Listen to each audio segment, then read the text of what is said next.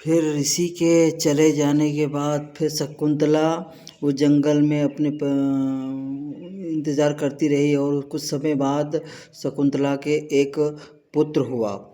वह पुत्र धीरे धीरे जंगल में बड़ा होने लगा। तो ऋषि ने कहा कि ये एक राजा का पुत्र है, तो इसे यहाँ जंगल में बड़ा होना शोभा नहीं देता। तुम जाओ अपने पति के पास और बताओ कि ये तुम्हारा पुत्र है, मैं तुम्हारी पत्नी हूँ। शकुंतला ने खुश होकर जाना पसंद किया। जब वो नदी पार कर रही थी तो अपने पति की याद में पानी से खेल रही थी। उसी समय उसके हाथ की अंगूठी चिकनी होकर नदी के अंदर गिर गई और उसे ध्यान भी नहीं रहा कि मेरी अंगूठी नदी के अंदर गिर गई।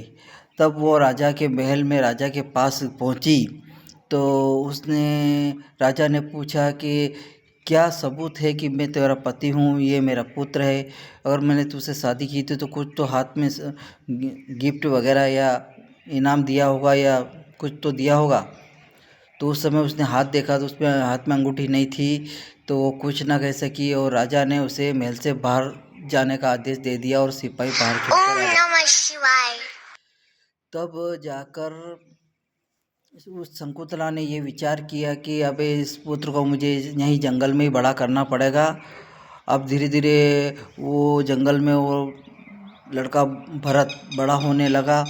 एक दिन राजा शिकार खेलने जंगल में आया तो देखा कि एक प्रतापी बच्चा शेर की सवारी कर रहा है, हाथी भालू चीते के साथ खेल रहा है। जंगल के सभी जानवर, पक्षी, चिड़िया, वृक्ष उसके सानिध्य में बड़े खुश और प्रसन्न हो रहे थे। बाकी की कहानी